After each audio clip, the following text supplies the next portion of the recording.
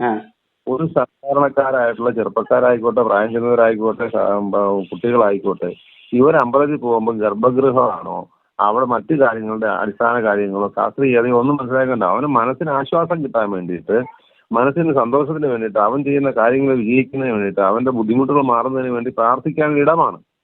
ആ ഇടത്ത് ചെല്ലുമ്പോ ഇത് തന്നെയാണ് നമ്മളുടെ ആചാര്യന്മാർ തെറ്റിച്ച് പറഞ്ഞ് എല്ലാവരെയും പഠിപ്പിച്ചിരിക്കുന്ന വസ്തുത. പ്രാർത്ഥിക്കാൻ പോകേണ്ട ഇടമല്ല ക്ഷേത്രം.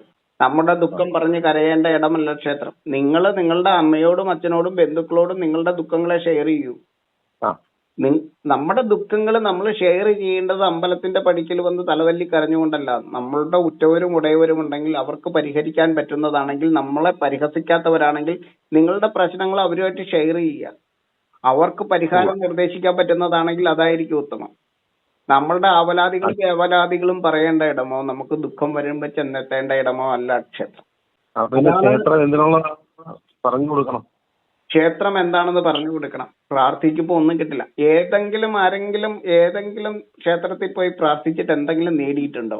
നേടിയിട്ടുണ്ടെങ്കിൽ ഈ ക്യാൻസർ സെന്ററുകളിൽ കിടക്കുന്ന രോഗികൾക്ക് വേണ്ടിയിട്ട് ഈ ക്ഷേത്രങ്ങളിൽ പോകണം, അല്ലെങ്കിൽ ഈ പള്ളികളിൽ പോകണം, മോസ്കുകളിൽ പോകണം. അവരുടെ രോഗത്തെ മാറ്റാൻ കഴിയുമോ?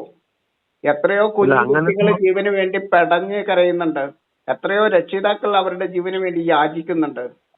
എത്രയോ പേര് ക്യാൻസർ ബാധിച്ച്, എത്രയോ രോഗങ്ങളിൽ ആക്സിഡന്റ് ആയിട്ട് ജീവന് വേണ്ടി മല്ലടിക്കുന്നുണ്ട്. ഇവരുടെ പ്രാർത്ഥനകൾക്ക് എന്തേ എവിടെയൊന്നും ഫലമില്ലാത്തത്? എത്ര പേര് നമ്മുടെ ഇവിടെ മണ്ണിടിഞ്ഞല്ലോ ഇത്തവണ. അത് തന്നെയാണെന്ന് ഞാൻ ചോദിക്കുന്നത്. അപ്പൊ എന്തിനു വേണ്ടിയാണ് ക്ഷേത്രത്തിൽ പോകേണ്ടതെന്നുള്ള ലളിതമായൊന്ന് പറഞ്ഞു കൊടുക്കണം. തീർച്ചയായിട്ടും അത് പറയാനുള്ള ബാധ്യത ഇവിടുത്തെ ആചാര്യ സഭയ്ക്കുണ്ട്. അല്ല, അവർക്കില്ല, അവര് പറയുന്നില്ല. പക്ഷെ അങ്ങേക്കറിയാലോ. അതായത് ജനങ്ങളെ പറഞ്ഞ് തെറ്റിദ്ധരിപ്പിച്ചു വെച്ചിരിക്കുകയാണ്. ജനങ്ങളെ പൂർണ്ണമായും പറഞ്ഞ് തെറ്റിദ്ധരിപ്പിച്ചു വെച്ചിരിക്കുകയാണ്. നിങ്ങളുടെ സങ്കടങ്ങളും ആവലാതികളും എല്ലാം പരിഹരിക്കേണ്ട, നിങ്ങളുടെ മുഴുവൻ പ്രശ്നങ്ങളും പരിഹരിക്കുന്ന ഇടമാണ് ക്ഷേത്രമെന്നും, നമ്മൾ തലതല്ലി കരയേണ്ട ഇടമോ, നമ്മളുടെ ആവലാതികൾ വന്ന് നിങ്ങൾക്ക് ദുഃഖം വരുമ്പോൾ വന്ന് തൊഴേണ്ട ഇടമല്ല ക്ഷേത്രം. നിങ്ങൾ രോഗം വന്നു കഴിഞ്ഞിട്ട് ആയുർവേദത്തിൽ പോയി മരുന്ന് മേടിച്ച് അത് കുറയുന്നുണ്ടോ? എനിക്ക് രോഗം വരാതിരിക്കാൻ വേണ്ടിയിട്ടുള്ള ജീവിത രീതിയാണ് ആയുർവേദം. ഒരു കാവലും കരുതലുമാണ് ആയുർവേദം. ജീവിത രീതിയാണ്. ഇതുപോലെ തന്നെ ഒരു ജീവിത രീതിയാണ് ക്ഷേത്ര സംവിധാനം. അതായത് ത്രിഗണ വൈഭവമായിരിക്കുന്ന ഈ പ്രപഞ്ചത്തെ പഞ്ചഭൂതാത്മകമായിരിക്കുന്നതിൽ നിന്നാണ് ത്രിഗണം ജനിക്കുന്നതെന്നറിയണം. അതായത് ആത്മാവ്, മനസ്സ്, ശരീരം എന്നിവയ്ക്ക് കാരണമായിരിക്കുന്ന ത്രിഗണ ശക്തികളെ നമ്മൾ ശരിക്കും പറഞ്ഞാൽ ശാസ്ത്രവിധി പ്രകാരം ഒരു ദേശത്ത് പ്രതിഷ്ഠിച്ചുറപ്പിക്കുന്ന ചടങ്ങാണ്. ആ ഗർഭഗ്രഹത്തിൽ ജനിക്കുന്നത് ഋതുക്കളാണ്. ഋതുക്കൾ 6 വസന്തം, ഗ്രീഷ്മം, വർഷം, ശരത്ത്, ഹേമന്തം, ശിശിരം എന്ന് പറയുന്ന ആ ഋതുക്കളാണ് ഓരോ ഗർഭഗ്രഹത്തിലും ജനിക്കുന്നത്. ആ ഋതുസംക്രമ പൂജകളാടുന്ന, ശരിക്കും പറഞ്ഞാൽ ആ ഷൺമുഖഭാവങ്ങളെ വിരിയിക്കുന്ന, ആരോഹണത്തിന്റെ അവരോഹണത്തിന്റെ അടിസ്ഥാനത്തിൽ സൂര്യന്റെ ദ്വാദശ ഭാവങ്ങളെ പൂർണ്ണാർത്ഥത്തിൽ ആചരിക്കുന്ന ഇടങ്ങളാണ് ക്ഷേത്രങ്ങൾ.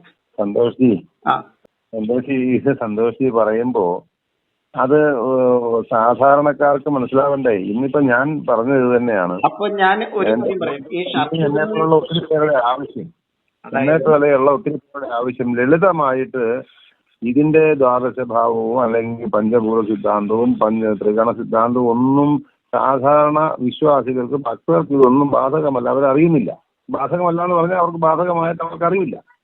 അതുകൊണ്ട് തന്നെ അവരിപ്പോ ക്ഷേത്രത്തിൽ പോകുന്നുണ്ട്, അവിടെ ചെല്ലുമ്പോ ഇപ്പൊ ഇങ്ങനെ ഒരു സംഭവം ഉണ്ട്, അതിനൊരു ഉത്തരം അവർക്ക് കിട്ടുന്നില്ല. എന്തുകൊണ്ട്? ഞാൻ അതിന്റെ ഉത്തരം, അതായത് ഈ വേദഭാഷ്യം പെട്ടെന്ന് എല്ലാവർക്കും ഞാൻ പറയുന്നത് എല്ലാവർക്കും മനസ്സിലാവണമെന്നില്ല. പക്ഷെ ഏറ്റവും എളുപ്പത്തില് എന്തുകൊണ്ടാണ് ഈ ത്രികണ വൈഭവമായിരിക്കുന്ന ആത്മാവ്, മനസ്സ്, ശരീരം എന്ന് പറഞ്ഞാൽ എല്ലാവർക്കും അറിയാലോ. ഇത് ത്രികോണ വൈഭവത്താലാകുന്നു, ത്രിമൂർത്തി വൈഭവത്താലാകുന്നു. ആത്മാവ് എന്ന് പറയുന്നത് ബ്രഹ്മശക്തിയാകുന്നു, മനസ്സെന്ന് പറയുന്നത് വൈഷ്ണവ ശക്തിയാകുന്നു, ശരീരശക്തിക്ക് കാരണം ശൈവശക്തിയാകുന്നു. ഇതെല്ലാവർക്കും സിമ്പിളായിട്ട് മനസ്സിലാകുമല്ലോ. ബ്രഹ്മശക്തിയാണ് ഈ പരമാത്മ ചൈതന്യം എന്ന് പറയുന്നത്. അത് ജന്തുലോകമാണ്. ചരിക്കുന്ന ജീവലോകത്തെയാണ് പരമാത്മ ചൈതന്യം എന്ന് പറയുന്നത്. അത് ജനിക്കുന്നത് ജീവാത്മ ചൈതന്യമായിരിക്കുന്ന സസ്യപ്രകൃതിയിൽ നിന്നാണ്. അചരമായി നിൽക്കുന്ന, ചലിക്കാതെ നിൽക്കുന്ന ഈ സസ്യലോകത്തിൽ നിന്നാണ്, ഈ വൈഷ്ണവ ശക്തിയായിരിക്കുന്ന ഈ ഹരിതലോകത്തിൽ നിന്നാണ് പരമാത്മ ചൈതന്യം ജനിക്കുന്നത്. എനിക്ക് മനസ്സിലാവുണ്ടോ? ജന്തുലോകം എന്ന് പറഞ്ഞാൽ നമ്മുടെ മാതൃലോകം എന്ന് പറഞ്ഞാൽ ശ്രീജന ലോകം എന്ന് പറഞ്ഞാൽ പരമാത്മ ചൈതന്യമാണ്. അത് ചൈതന്യമാണ് സ്ത്രീകള്, ശക്തിയാണ് പുരുഷൻ. ഇത്രയും പിടികിട്ടിയോ? മനസ്സിലായി. പരമാത്മ ചൈതന്യം എന്ന് പറഞ്ഞാൽ അങ്ങക്ക് മനസ്സിലാവും, ചരിക്കുന്നതാണ്, ഇവർക്കെല്ലാം തലകളുള്ളതാണ്, ഹെഡിന് പ്രാധാന്യമുള്ളതാണ്, ആത്മശക്തിയാൽ മുന്നോട്ട് പോകുന്നതാണ്. ഇവരുടെ എല്ലാം ക്രിയേറ്റീവ് ഹെഡ് എന്ന് പറയുന്നത് തലയാണ്. ആത്മാവ് ശിരസിലാണ് ആത്മാവ് വസിക്കുന്നത്. അപ്പൊ അങ്ങനെയായിട്ടുള്ള സ്ത്രീജന ലോകം ശിരസോ മുഖമോ മറയ്ക്കുവാൻ പാടില്ല ക്ഷേത്രത്തിൽ പോകുമ്പോൾ. എന്തുകൊണ്ട്? കാരണം പരമാത്മ ചൈതന്യമാണ്. അതുകൊണ്ടാണ് ഇന്ദ്രിയഗ്രാമമായിരിക്കുന്ന ഫേസ് അവിടെ മറയ്ക്കാത്തത്. കാരണം ഇവിടെ നമ്മള് ഈ ക്ഷേത്രത്തിൽ നിന്ന് നമുക്ക് കിട്ടുന്നത് നല്ല സ്പർശം, നല്ല രസം, നല്ല ഗന്ധം, നല്ല ദൃശ്യം, നല്ല ശ്രവണം എന്നതിന് വേണ്ടിയിട്ടാണ്. പഞ്ചഭൂത സേവയ്ക്ക് വേണ്ടിയിട്ട് പഞ്ചേന്ദ്രിയങ്ങളെ നമ്മൾ അവിടെ ഉപയോഗിച്ചുകൊണ്ടാണ് ഈ ക്ഷേത്രത്തിൽ നിന്ന് നമുക്ക് ഈ പഞ്ചഭൂത ഗുണം നമുക്ക് ലഭിക്കുന്നത്. അവിടെ നല്ല സ്പർശം, നല്ല രസം, നല്ല ഗന്ധം, നല്ല ദൃശ്യം, നല്ല ശ്രവണം എന്നിവ ആസ്വദിക്കണമെങ്കിൽ നമ്മളുടെ ഇന്ദ്രിയഗ്രാമമായിരിക്കുന്ന ഫേസ് മറയ്ക്കുവാൻ പാടില്ല. ഇത്ര മനസ്സിലായി? അത് മനസ്സിലായി. അപ്പോ ശിരസിന് അവിടെ പ്രാധാന്യം വന്നു. ഇനി ശൈവ നിലയമായിരിക്കുന്ന ഈ ക്ഷേത്രഭൂമിയിൽ, അതായത് ഒരു ക്ഷേത്രഭൂമിയെ ഈ പഞ്ചഭൂത ശുദ്ധിക്ക് വേണ്ടിയിട്ട് നമുക്ക് ഈ പറയുന്ന സ്പർശം, രസം, ഗന്ധം, രൂപം, ശ്രവണം എന്ന് പറയുന്ന ആ പഞ്ചഭൂത ഗുണങ്ങൾക്ക് വേണ്ടിയിട്ട് വെറുതെ ഗുണം അവിടെ കിട്ടുകയല്ല, അവിടെ മണ്ണിനെ മാധവമാക്കുകയാണ്, ജലത്തെ ജീവനമാക്കുകയാണ്, തീർത്ഥഭൂവാണത്, വായുവിനെ പ്രാണവമാക്കുകയാണ്, വൃക്ഷങ്ങളാൽ പത്രികളാൽ അഗ്നിയെ ഔഷധമാക്കുകയാണ്, ആകാശത്തെ അലയമാക്കുകയാണ്. നിശ്ചയം നടക്കുന്ന പൂജകളിലൂടെയാണ് സംഭവിക്കുന്നത്. അതെ, ആകാശത്തെ ആലയമാക്കുകയാണ്. ആകാശത്തിന്റെ ഗുണം എന്ന് പറഞ്ഞാൽ എന്താണെന്നറിയോ? ആനന്ദമാണ്. അന്നമയ, പ്രാണമയ, മനോമയ, വിജ്ഞാനമയ, ആനന്ദമയമായിട്ടുള്ള അവസ്ഥകൾ ആ ക്ഷേത്രഭൂമിയിൽ നിന്ന് നമുക്ക് കിട്ടുന്നത്. നല്ല തീർത്ഥത്തെ ജനിപ്പിക്കുന്ന തീർത്ഥഭൂവാകുന്നത്, തീർത്ഥാടന കേന്ദ്രമാകുന്ന ഇടത്ത് നമ്മൾ ആ മണ്ണിൽ സ്പർശിക്കേണ്ടത് ശുദ്ധമായ നഗ്നമായ പാദങ്ങളിലൂടെ ആകുമ്പോൾ മാത്രമാണ് നമുക്ക് ആ വിഭൂതി ലഭിക്കുന്നത്, അല്ലെങ്കിൽ ആ ആനന്ദം ലഭിക്കുന്നത്, നമുക്ക് ശരീരത്തിന് ഗാത്രത്തിന് ബലം ലഭിക്കുന്നത്. നമ്മുടെ പാദബലം എന്ന് പറയുന്നത് തന്നെയാണ് നമ്മുടെ ദേഹബലം.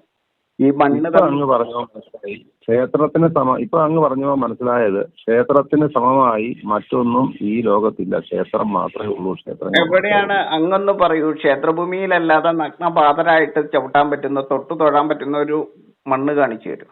ശുദ്ധമായ സ്ഥലങ്ങളില്ല. ഒരു തീർത്ഥം തേൻ സമാനമാണ് തീർത്ഥം. തീർത്ഥം എന്ന് പറഞ്ഞാൽ തേൻ സമാനമായിട്ടുള്ള തീർത്ഥഭൂ വേറെ എവിടെയെങ്കിലും കാണിച്ചു തരും? കിട്ടില്ല. ഒരു നല്ല തീർത്ഥത്തിന് വേണ്ടിയിട്ട് ഒരു ഖണ്ഡത്തെ, ഒരു പ്രദേശത്തെ പഞ്ചഭൂത ശുദ്ധിയിലൂടെ ദ്രവ്യകലശങ്ങളാടി ദ്രവ്യശുദ്ധി ആടുന്നിടം ക്ഷേത്രം. ഗണപതി ഹോമങ്ങളാൽ വായുവിനെ നവീകരിച്ച് ശുദ്ധീകരിച്ച് ആ അന്തരീക്ഷത്തെ ഏറ്റവും പോസിറ്റീവാക്കി മാറ്റുന്ന ഇടത്താണ് നമ്മൾ ചെല്ലേണ്ടത്. അപ്പോ നമ്മളവിടെ ചെല്ലുമ്പോൾ സ്ത്രീജനങ്ങൾ ശിരസോ പാദമോ മറയ്ക്കുവാൻ പാടില്ല. നഗ്നപാതരായിരിക്കണം, ശുദ്ധപാതരായിരിക്കണം, ശിരസ് മറയ്ക്കാതെയും ചെല്ലണം. ഇത്രയും മനസ്സിലായോ? അത് മനസ്സിലായി. അപ്പൊ അത് ആ ഇന്ദ്രിയ ഗുണങ്ങൾ അനുഭവിക്കണമെങ്കിൽ തലയിൽ തുണിയിട്ട് കയറിയാൽ അത് കിട്ടുമോ? തൊപ്പി വെച്ച് കയറിയാൽ കിട്ടുമോ? ഹെൽമെറ്റ് വെച്ച് കയറിയാൽ കിട്ടുമോ? അവിടുത്തെ എല്ലാ സദ്ഗുണങ്ങളും നമ്മളുടെ ഈ മനുഷ്യ ശരീരത്തിലേക്ക് ആഗിരണം ചെയ്യണമെന്നുണ്ടെങ്കിൽ ഇത്തരത്തിലുള്ള പരമാത്മ ചൈതന്യമായിരിക്കുന്ന ശ്രീജന ലോകത്തിന് ഈ ശിരസോ പാദമോ മറയ്ക്കുവാൻ പാടില്ല. ഓക്കെ അല്ലേ? അതെ. അപ്പൊ അത്ര ഓക്കെ ആണല്ലോ? അത് മനസ്സിലായി. ഇത്രയും ജനങ്ങൾക്ക് മനസ്സിലാവുമല്ലോ? തീർച്ചയായിട്ടും മനസ്സിലാവും. അങ്ങനെ കൃത്യമായി പറഞ്ഞു. ഇനി ജീവാത്മ ചൈതന്യമായിരിക്കുന്ന സസ്യലോകത്തിൽ നിന്നാണ് പരമാത്മ ചൈതന്യമായിരിക്കുന്ന ജന്തുലോകം ജനിക്കുന്നത്. ഈ പരമാത്മ ചൈതന്യമായിരിക്കുന്ന ജന്തുലോകമായിരിക്കുന്ന നമ്മുടെ മാതൃലോകത്തിന്റെ ഗർഭപാത്രത്തിൽ നിന്നിട്ടാണ് പുരുഷൻ ജനിക്കുന്നത്. പുരുഷൻ അറിവ് കൊണ്ട് ജീവാത്മ ശക്തിയാണ്. പരമാത്മ ചൈതന്യമായിരിക്കുന്ന മാതാവിൽ നിന്നും ഉയർകൊണ്ട ജീവാത്മ ശക്തിയാണ് അറിവുള്ള പുരുഷൻ. വൈഷ്ണവ അവതാരമാണ്, വൃക്ഷലോകത്തിന്റെ അവതാരമാണ്. അത്ര മനസ്സിലായോ? അത് മനസ്സിലായി. വൃക്ഷലോകമാണ് സർവ്വ ജീവലോകത്തിനും അവതാരത്തിന് കാരണമായിരിക്കുന്നത്. സർവ്വ ജീവലോകത്തിന്റെയും അവതാര കാരണം മഹാവൈഷ്ണവ ശക്തിയാകുന്നു, ഹരിയാകുന്നു, ഹരിതലോകമാകുന്നു. അത്രയും മനസ്സിലായോ? അതെ, ആ വൈഷ്ണവ ശക്തി